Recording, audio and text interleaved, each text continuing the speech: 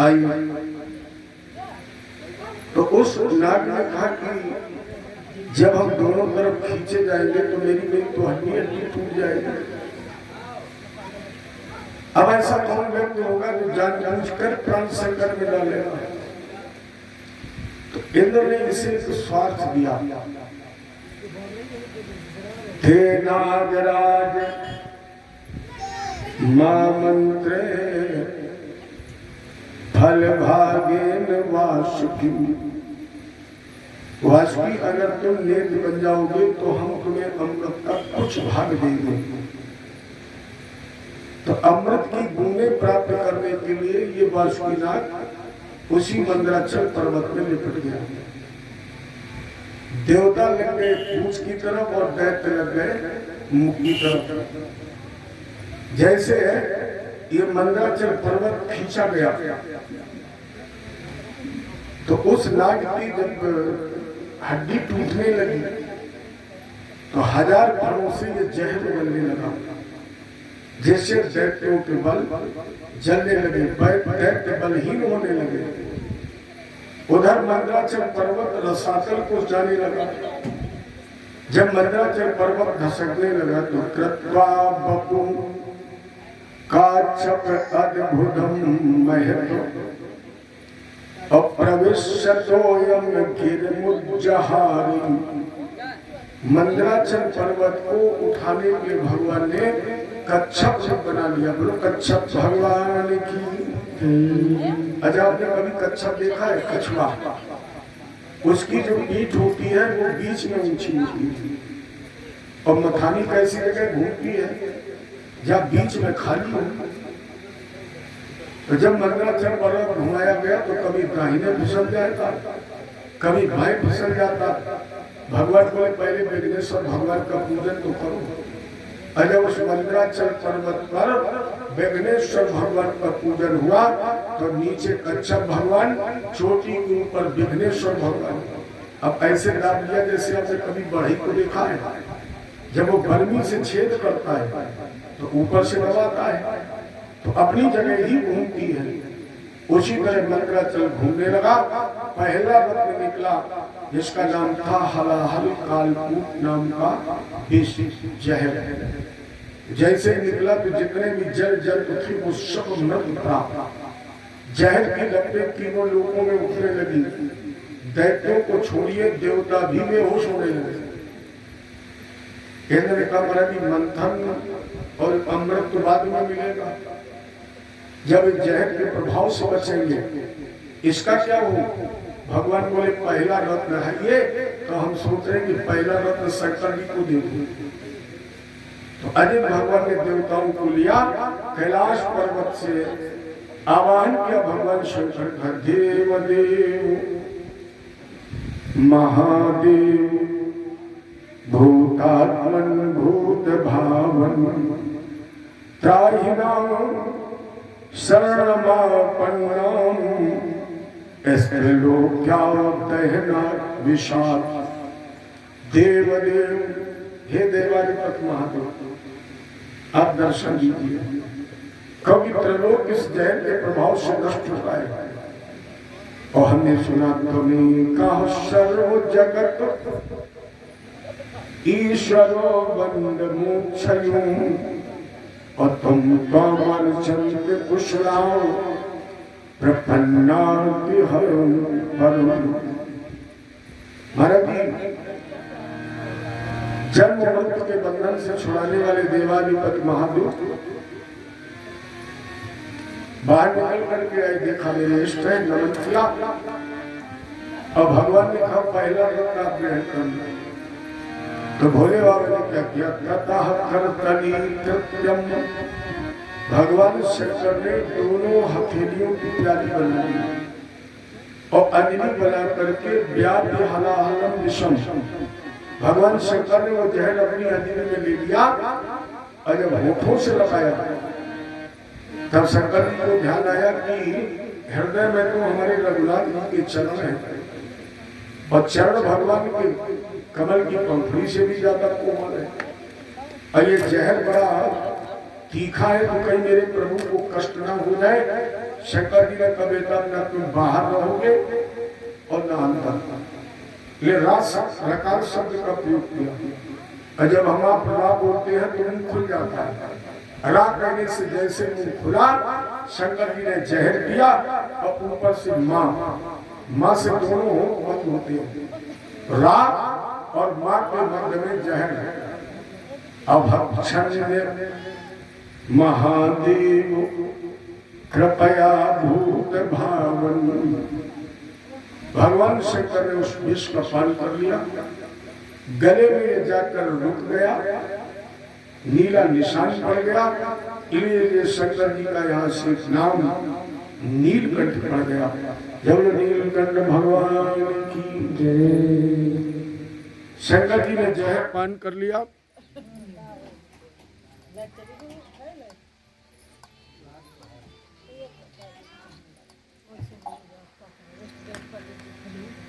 इसके बाद पुनः समुद्र मंथन हुआ। राजन श्री रंभा मणिवारुणी अमीय शंख गजराज कल्पद्रुम शशिधेनु धन धनवंतर विश्वबाज। ये 14 रत्न निकले। मणि भगवान के गले में पहनाई गई। उच्छसवा नाम का घोड़ा निकला, दैत्यराज बलि को दिया गया। तथा ऐरावतो नाम वार्णिंद्रों की निर्गता। ऐरावत हाथी निकला, ये इंद्र को दिया गया। लक्ष्मी जी निकली, भगवान की अर्धांगिनी बनी और इनका नाम पड़ा लक्ष्मी नारायण। 13वें रत्न के रूप में धन्वंतरी महात्मा, जिनके हाथ में 14वां रत्न था, अमृता पूर्ण कलशम विभद्र बले भूषिता। 14वां रत्न अमृत था, सोने का कलश जो राजसी वस्त्रों से ढका हुआ था। राजा ने भूत होकर मारा था। ऐसा लग रहा था कि अगर धन्वंतर महात्मा का हाथ हिल गया तो अमृत कलश से अमृत छलक जाएगा। बलि बाज की तरफ झपटा और धन्वंतर महात्मा के हाथ से अमृत कलश ले गया। अब ये पी नहीं पा रहे क्योंकि उन्हें अविश्वास है। देखो, जिसके पास अमृत है उसे नहीं मिला और जिसके पास नहीं है उसे मिला। क्यों? देवताओं को विश्वास है और दैत्यों के हाथ में अमृत होते हुए भी अविश्वास है, इसलिए अमृत नहीं मिल पाया। भगवान ने क्या किया? जिस रास्ते से बलि जा रहा था उसी रास्ते में भगवान मोहिनी बनकर केवल एक शब्द कहा जा सकता है, हमारे ठाकुर जी इतने सुंदर बने हैं जिनकी सुंदरता की समकक्षता में अगर लक्ष्मी जी को भी खड़ा किया जाए तो लज्जित हो जाएंगे, इतने सुंदर बने। और जैसे बलि ने देखा अमृत पीना भूल गया, अवल अहो रूप महो धाम अहो अस्यालमुंबया कातुम कदपलासाक्षी कुतुर्वाक्यं चिकीर्षश कस्याश बदनामो मथन्ति वो मनांशिना। अरे अपने सौंदर्य की स्वामी देवी तुम कौन हो? और इस निर्जन वन में अकेले भटक रही अपना परिचय दो और परिचय देने के बाद तो मेरी पटरानी का पद स्वीकार करना, मेरे हाथ में अमृत है इसका बंटवारा करना। भगवान मुस्कुराई और बोले बलि स्त्री विश्वास करने के योग्य नहीं होती है। और फिर ऐसी स्त्री जिसके न पिता का पता है, न पति का पता है, न भाई का पता है, न बेटा का पता है, न जिसके कोई खानदान जात बिरादरी का पता है, ऐसी स्त्री पर तो विद्वान की बात छोड़िए, मूर्ख को भी विश्वास नहीं करना चाहिए। अरे देवी कथम कश्यप गाया पश्चल्याम मयि संगताम विश्वासम पंडितो जातो कामनी सुनयाति। और फिर पंडितों को तो कभी स्त्री पर विश्वास करना ही नहीं चाहिए। ऐसी स्त्री जिसका कोई अता पता ठिकाना ही ना हो। हालांकि इसमें माताओं का दोष नहीं है, इन्हें श्राप लगा है। जिसमें अर्जुन ने कर्ण को मारा और युधिष्ठिर अपने मां का आशीर्वाद लेने गए, कुंती बैठी रो रही थी। युधिष्ठिर ने पूछा, मां तुम रो रही हो? आप तुम्हें प्रसन्न होना चाहिए क्योंकि कर्ण के मरने से विजय निश्चित है। क्योंकि दुर्योधन के पक्ष में अगर कोई दिल और दिमाग दोनों से लड़ रहा था तो केवल कर्ण, बाकी सब दिमाग से लड़ रहे थे दुर्योधन के पक्ष से और दिल लगा था पांडवों के पक्ष में। तो विजय है। कुंती ने रोकर कहा, युधिष्ठिर आज आपने जिस महारथी कर्ण को मार कर आया है वो तुम्हारा बड़ा भाई है। जैसे द्रौपदी में कुंती ने कहा तुम्हारा बड़ा भाई है, युधिष्ठिर ने हाथ में जल लेकर के श्राप दे दिया नारी जगत को। हम श्राप देते हैं कितना भी रहस्यात्मक कार्य करना हो, लेकिन ये बगैर दूसरे को बताए रहेंगे ही नहीं। ये दूसरे को जरूर बताएंगे तुम्हें तो श्राप लग गया, इसमें माताओं को क्या दोष। अगर पहले ने कहा जाता था देवी, अपनी भारतीय परंपरा में देवी कहा जाता, नारियां कहा जाता, माताएं कहा जाता, और अब ज्यादातर लोग कहते हैं औरतें। 3 बार कहिए अर्थ स्पष्ट हो जाएगा। अब आप लोग जानते हैं जैसा नाम रखोगे गुण वैसे जाएगा। अब लोग कहते हैं औरतें औरतें औरतें, माने जो कहे औरतें उसी का नाम जो दूसरे को बताए। तो मेरे जैसी स्त्री विश्वास के योग्य नहीं है। बलिनका देवी अपने मुख से अपनी कोई निंदा करता नहीं है, अब तुम अपने मुंह से अपनी निंदा कर रही हो तो विश्वास करने के योग्य हो। भगवान बोले तो तुम जानो तुम्हारा काम जानो, तो करना है वो तो मैंने कही किया। प्रणाम स्वरूप बलि ने अमृत कलश भगवान के हाथ में रख दिया। 14 घंटे निर्जला व्रत कराया और व्रत कराने के बाद भगवान ने एक पंथ में देवता और एक पंथ में गए। मौनी भगवान के एक हाथ में मदिरा, एक हाथ में अमृत। अमृत कलश भगवान ने कंधे के पीछे कर दिया जिधर देवता बैठे, और मदिरा का कलश भगवान ने आगे कर लिया जिधर दैत्य बैठे। अब आगे नृत्य भी करते जा रहे थे, दैत्यों को मदिरा भी पिलाते जा रहे थे। पीछे दैत्यों की अग्नि में भगवान अमृत पिला रहे थे, लेकिन दैत्यों में बैठा था प्रहलाद की बुआ का पुत्र राव। इधर सोचा कि जब कोई नर्तकी नृत्य करती है तो उसकी भाव भावना में परिवर्तन होता है, आगे हाथ पीछे, पीछे का आगे। और जब से इन्होंने नृत्य प्रारंभ किया है तब से पीछे वाला हाथ पीछे है और आगे वाला आगे है। तो चुपचाप उठा, सूर्य और चंद्रमा के बीच में जाकर बैठ गया। असुराणाम सुधागानम, भगवान को आगे मदिरा पीछे अमृत गिरा रहे थे। दैत्य बैठ गया, भगवान के हाथ से अग्नि अमृत गिरा और उस राव की अग्नि में पहुंच गया। असुराणाम सुधागानम सपारणाम में,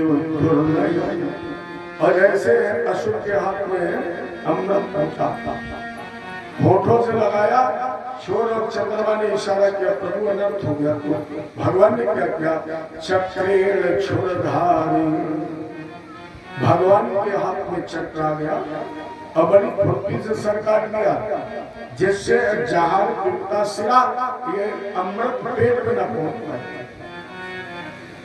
2 भागों में बच गया, नहीं मरा क्योंकि अमृत का पान कर चुका। भगवान ने फिर चक्र उठाया, राव ने कहा 2 नहीं 200 टुकड़े कर दो, मरेगा नहीं, जहर पी चुका हूं। ब्रह्मा जी ने कहा महाराज जी क्रोध शांत करिए, और इसे देव योनि में सम्मिलित कर दिया। 2 भागों में बट गया, इसलिए नाम पड़ गया राहु और केतु। कभी से हमारे शास्त्र में कहते हैं कि सूर्य ग्रहण और चंद्र ग्रहण ये पढ़ने लगे, उस दिन राहु और केतु अपने उसी कष्ट का बदला लेते हैं और कष्ट देते हैं। अब यार इससे सावधानी की आवश्यकता है। जब 1 महीने में 2 ग्रहण पड़ते हैं तो कहीं न कहीं विषम परिस्थिति पैदा होती है, और अपने आप 2 ही ग्रहण, एक पड़ चुका है और एक पड़ने वाला है। जब 2 ग्रहण 1 महीने में पड़ते हैं, माने सूर्य ग्रहण और चंद्र ग्रहण दोनों जब पड़ते हैं तो निश्चित अनिष्ट होता है। और मेरा अपना अनुमान है कि 2025 तक क्या होगा ये भगवान ही जाने। कितना हो चुका है, कितना हो रहा है और कितना होगा। हमारी तो कभी कभी जब दीक्षित जी से बात होती है तो हम कहते हैं कि 2025 के बाद जो बच्चे को प्रसाद चढ़ाए भगवान का, जिस पर कृपा होगी गोविंद की, वही 2025 के बाद। ऐसा नहीं प्रलय हो जाएगी, प्रलय तो नहीं होगी, क्योंकि प्रलय में तो भी बहुत समय है, लेकिन फिर भी 100 वर्ष में जो परिवर्तन होता है वो परिवर्तन कुछ स्पष्ट दिखाई पड़ रहा था, कुछ पड़ रहा है। ये मत समझिए कि कोरोना के बाद लोग नहीं मर रहे, उससे ज्यादा मर रहे हैं कहीं ना कहीं कुछ ना कुछ। और अब तो ये 2 ग्रहण पड़ रहे हैं, भगवान ने अमृत का बंटवारा कर दिया, देवताओं को मिल गया अमृत, दैत्यों को मिल गई मदिरा, हमें आपको मिल गई एक शिक्षा, एक संदेश। मान सहित विष खाई के शंभु भये जगदीश, बिना मान अमृत पिए राहु कटायो शीश, प्रेम बारुणी छान के बड़ो भय जलधीश, और प्रेम ही में विष पान कर पूजे जात गिरीश। अर्थात जहाँ आदर है, जहाँ स्नेह है, जहाँ सम्मान है। अपनी भारतीय संस्कृति को आप देखिए तो बहुत दूर मत जाइए, याद 30-40 साल पहले, 1000-500 की तो बात छोड़िए, 30-40 साल पहले आपने देखा होगा अपने यहाँ क्या परंपरा थी कि लोग अपने दरवाजे पर एक रस्सी बाल्टी रखते, एक लोटा रखते, और अगर बर्फी की व्यवस्था ना हुई तो बतासा ना हुई तो लोग गुड़ रखते। किस भाव के साथ कि मेरे इधर से निकलने वाला कोई पथिक प्यासा नहीं निकल जाए। ये भारत की परंपरा थी कि लोग किसी पथिक को भूखा और प्यासा अपने यहाँ से नहीं जाने देते थे, पहले से व्यवस्था रखते थे।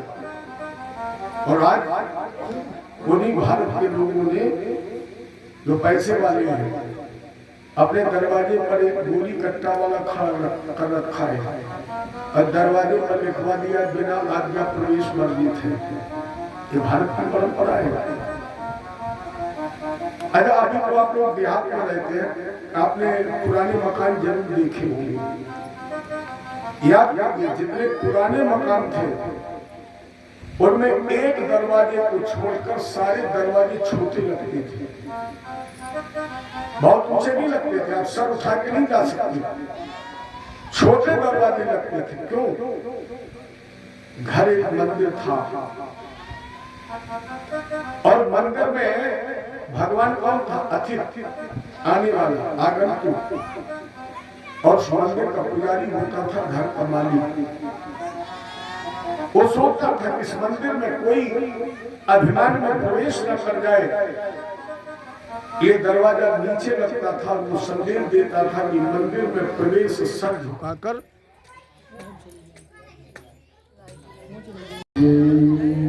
दरवाजे इसलिए छोटे लगते थे कि इस घर रूपी मंदिर में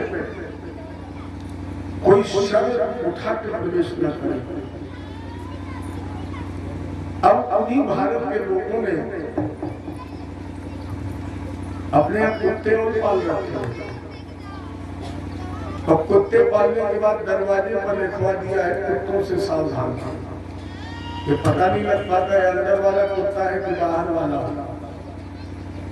कुछ बुद्धिमान लोग हैं, उन्होंने बिल्कुल स्पष्ट लिखवा रखा है आने वाले कुत्ते से सावधान।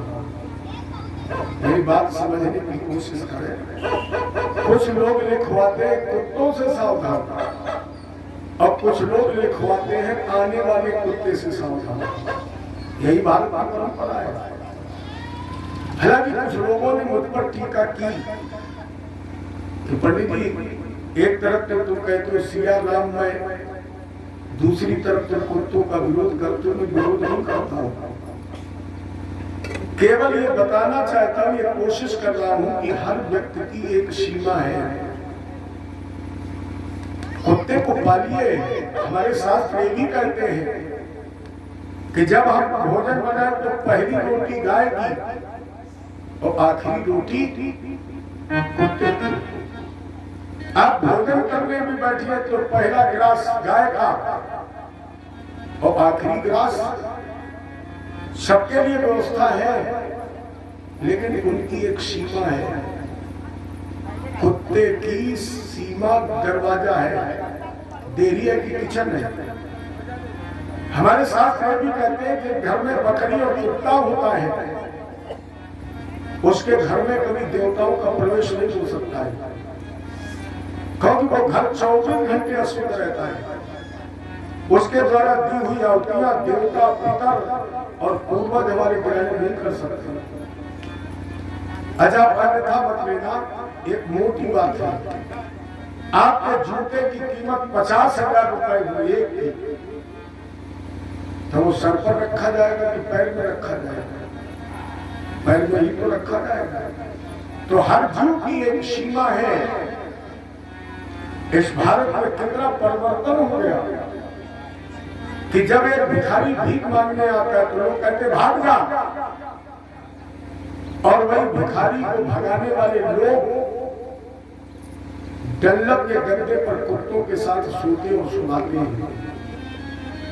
जबकि हमारे यहाँ ग्रंथ कहते हैं रही मन में नर मर चुके जे कहूँ मांगन जान। मांगना कोई बहुत अच्छी बात है। अब मांगने वाला तो पहले मरा हुआ है, तो उस मरे हुए से भी कहीं गुजरे हो गए, मर गए। हमारे अकाल पर लोग कहते कैसे हाथी कैसे घूम रहे। अच्छा, हम आप मांग सकते हो, मांगना भी एक कला है। अब भिखारी अगर दरवाजे पर बैठ जाए कि हमें भीख लेकर के ही जाना है, तो तुम पूरी ताकत लगा देना, वो उठेगा नहीं बगैर भीख लिए। अगर वो संकल्प लेकर बैठ जाए। मैंने देखा मैंने रसूलाबाद में प्रधान जी के यहाँ भिखारी पहुंच गया, उन्होंने उसे पैसे दिए, बोले पैसे नहीं देंगे। क्या चाहिए? बोले भोजन चाहिए, वो भी हम आपके घर का खाएंगे। मैं वही कथा कह रहा था, लंबरदार ने पूरी ताकत लगा दी, भगा दिया। याद है, मुझे याद है, उसे मारने दौड़े। अब वो बोला लंबरदार मारोगे? मारना, लेकिन अब खाकर नहीं। बताइए अब रास्ता क्या बचा तुम्हारे पास? झुकना पड़ेगा, खिलाना पड़ेगा। इसलिए अपनी संस्कृति को पहचानिए। अपनी संस्कृति में सभ्यता भी है, अपनी संस्कृति में वैज्ञानिकता भी है, केवल धर्म नहीं है। धर्म से तो इसे इसलिए जोड़ दिया गया कि भारत धर्म प्रधान देश है, और धर्म प्रधान देश में अगर हम ये सबको धर्म से जोड़ देंगे तो लोग इसे मान लेंगे।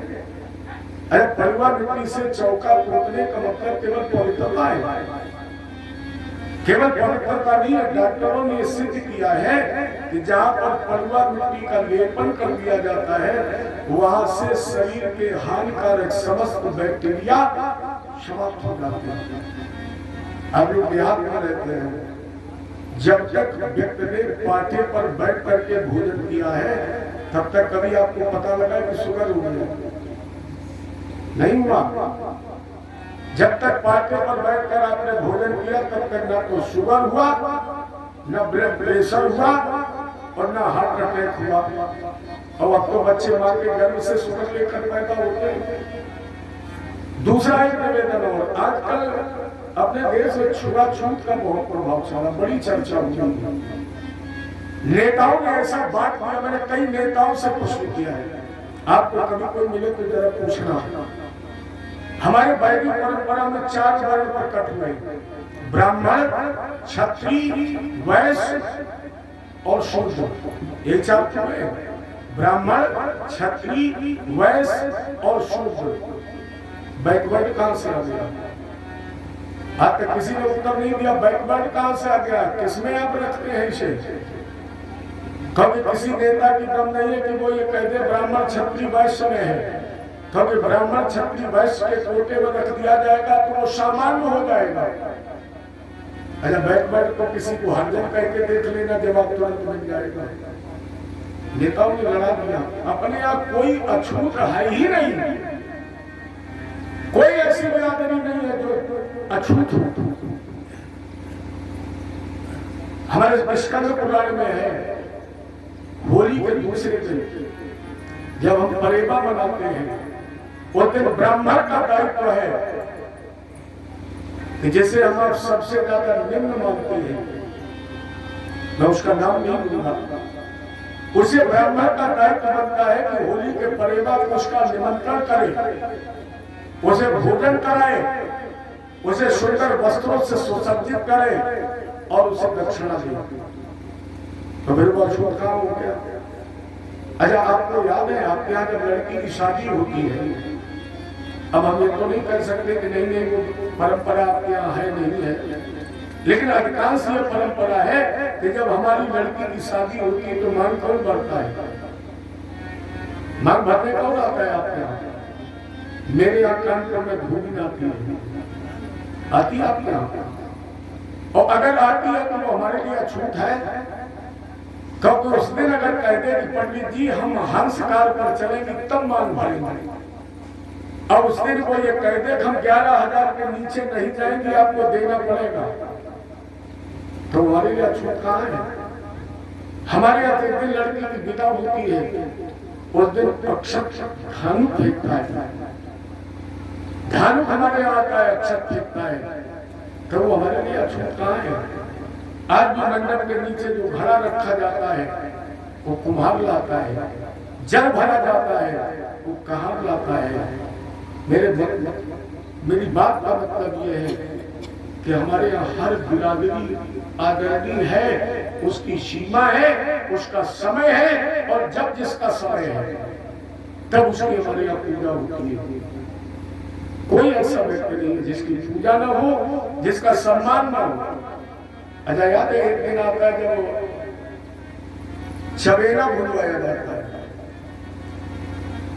उस दिन हमारे यहाँ परंपरा है वो भारों जलाने वाले भुर्जी, वो चाहे जितना आपके चबेना से चबेना निकाले उस दिन रोका नहीं जाता है, वो उतना ले ही नहीं पाएगा। हर एक दिन तो अपनी संस्कृति में पेड़ पत्ते भी पूजे जाते हैं, याद है? हर शब्द बेरी की पूजा होती है, ढाक की पूजा होती है, क्या है? प्रकृति का संरक्षण है। केवल इनकी पूजा नहीं है, इनकी पूजा से संदेश मिलता है कि मानव अगर अपना कल्याण चाहता है तो प्रकृति के दोहन के बजाय प्रकृति का संरक्षण करें। इसलिए बच्चों की पूजा होती है। आगे चलकर आप कथा सुने गोवर्धन भगवान की पूजा हुई, तो भगवान ने कोई पहाड़ थोड़ी पूजा है। भगवान ने कहा कि अगर हम इस पर्वत की पूजा करा देंगे, लोग इसे देवता मान लेंगे, तो भारत में पर्वतों का उत्खनन बंद हो जाएगा। अगर पर्वतों का पूजन होने लगेगा तो प्रकृति संतुलित बनी रहेगी, और अगर प्रकृति संतुलित बनी रहेगी तो मानसून चक्र सुरक्षित बना रहेगा। अब केवल एक पहाड़ की पूजा करने लगे दुनिया अवैध खोज डाली, उसका तो प्रभाव भी देख रहे हैं। क्या प्रभाव है? पूरा कार्तिक बीतने वाला है, सर्दी हो रही है? नहीं हो रही है। अरे याद किया 10-15 साल पहले कुआर की नवदुर्गा में जब रामलीला देखने जाते तो स्वेटर पहन के जाती थी, और अब जब पड़ेगी तो इतनी पड़ेगी संभल नहीं पाओगे। तो गर्मी बची, सर्दी बरसात तो सब खत्म है। और इसी तरह प्रकृति का उत्खनन करते रहे, इसी तरह प्रकृति का दोहन करते रहे, तो फिर क्या होगा? कुछ हो रहा है, कुछ होने वाला है। इन्हें अभी समझ जाइए, हर चीज की मर्यादा बनाइए। अरे भैया, जानकी जी के लिए लक्ष्मण ने कोई रेखा थोड़ी खींची, कोई बाउंड्री नहीं बनवाई थी, बल्कि लक्ष्मण जी ने कहा मां आपकी रेखा इस कुटिया की देवी है, यही रेखा है। और जानकी जी ने जब उस रेखा का उल्लंघन कर दिया तो जीवन में कभी जानकी फिर मर्यादा में नहीं रह पाई। ये हर व्यक्ति को अपनी मर्यादा में रहना है, हर व्यक्ति को मर्यादित जीवन व्यतीत करना है। यही हमारे ग्रंथ संदेश देते हैं। अर्थात जहाँ प्रेम है, जहाँ आदर है। अब तो लोग क्या बताएंगे, कुत्ता पाल लिया तो लोग कहने लगे वो कुत्ता वाले दीक्षित जी पे चले जाएंगे। अब ऐसा करोगे वैसे ही ना पड़ेगा। बिल्कुल हम सही आपको बता रहे, बिल्कुल कतई झूठ नहीं। हमारे एक साले हैं, दीक्षित जी जानते हैं, सब हमारे रिश्तेदार भी सब आसपास है, सेंट्रल बैंक के मैनेजर हैं। तिवारी जी तो बहुत अच्छी तरह जानते हैं। और उन्होंने कुत्ता पाला। हमारा बेटा छोटा था, हमने कहा बेटा मामा क्या चले जाओ, 3 रहते हैं, 3 साले रहते हैं। तो हमने उससे कहा कि बेटा मामा क्या चले जाओ, तो उसने कहा कि पापा ये बता कुत्ता वाले मामा क्या चले जाए। अब ऐसा काम करोगे? अच्छा जैसा साथ करो, मैं नहीं कह रहा हूं, मानस करिए। गगन चढ़ी गगन चढ़ी पवन प्रसन्ना गगन चढ़ी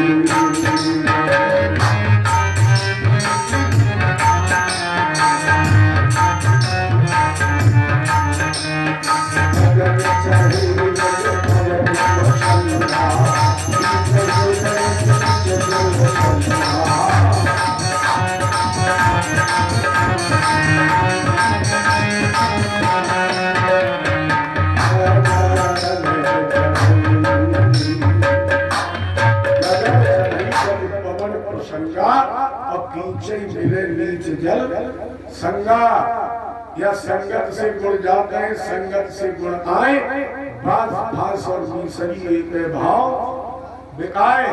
3 लीटर दूध में अगर 1 लीटर पानी आपने मिला दिया तो वो पानी भी दूध के भाव बिकता है। इस संगत का असर है। और अगर एक दोहा चौपाई संगत स्पष्ट कर रही है।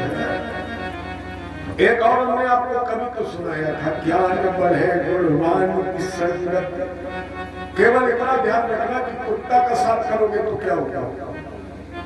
ज्ञान बढ़े गुणवान की संगत, और ध्यान बढ़े तपस्वी संग की, मोह बढ़े परिवार की संगत, और काम बढ़े तियगे चित दीने, क्रोध बढ़े नरमूल की संगत, लोभ बढ़े धन में चित दीने, और बुद्धि विवेक विचार बढ़े कवि 3 सुसज्जन की संगत कीने। ज्ञान बढ़ता ज्ञानी के साथ से, योग बढ़ता योगी के साथ से, काम बढ़ता स्त्री के साथ से, लोभ बढ़ता धन के साथ से, मोह बढ़ता परिवार के साथ से, क्रोध बढ़ता मूर्ख के साथ से, तो कुत्ता के साथ शेष आप लोग स्वयं समझदार हैं। ये संयम को दीजिए, जहाँ प्रेम है, जहाँ स्नेह है, जहाँ आदर है, जहाँ सम्मान है, वो अमृत है।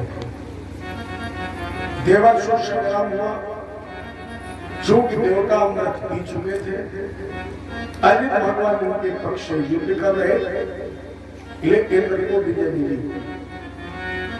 जब इंद्र को विजय मिल गई, बलि इसमें मारा गया,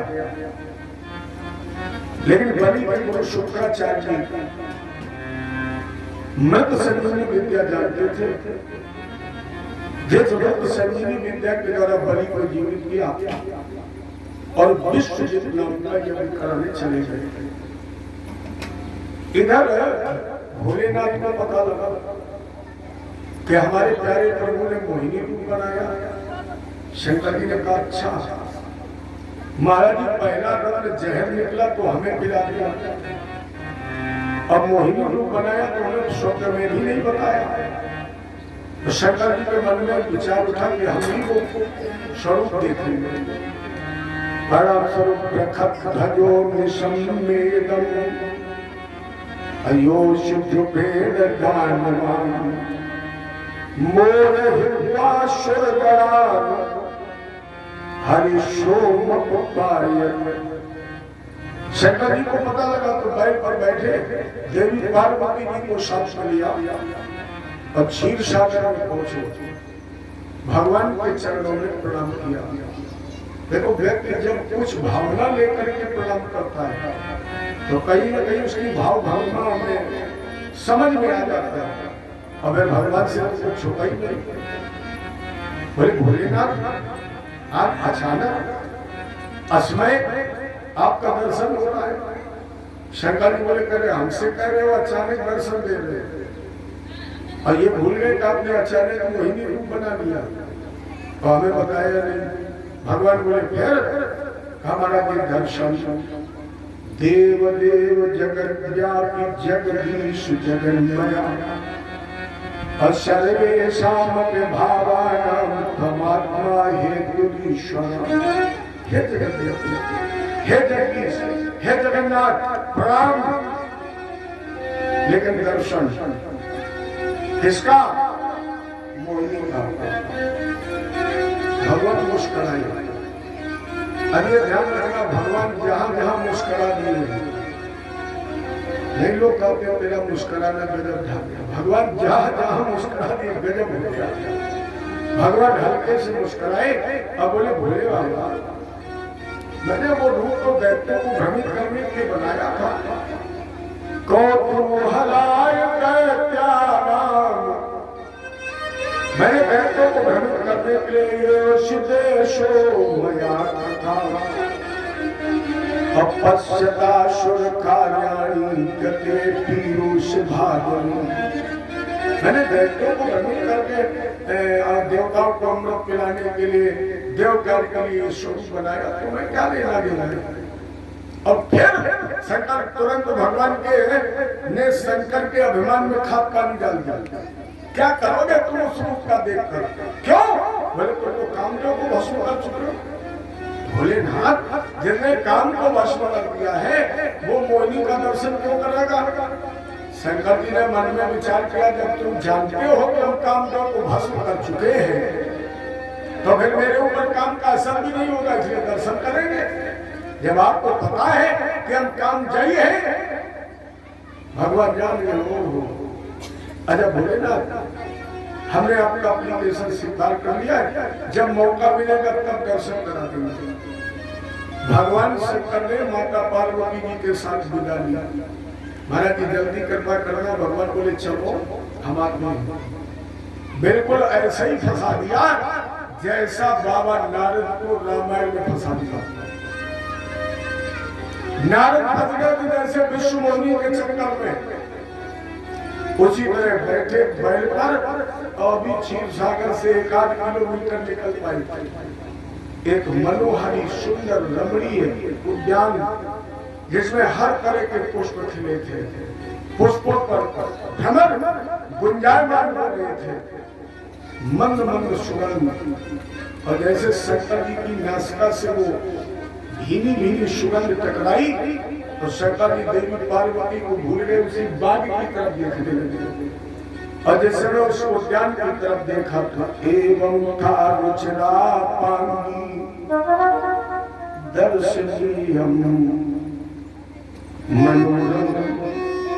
शंकर जी उधर बाग की तरफ देखा, हमारे प्रभु जिनके तन पर हल्की गुलाबी रंग की रेशमी साड़ी थी, जिनके कानों में कुंडल बिजली की तरह कौन रहे, जिनके होंठ पके हुए कुंडलों की तरह लाल, जिनके नेत्र हिरण की तरह चंचल कमल नयन, जिनके चरण कमल से भी ज्यादा कोमल, जिनके चोटी कमल तक लगा रही थी,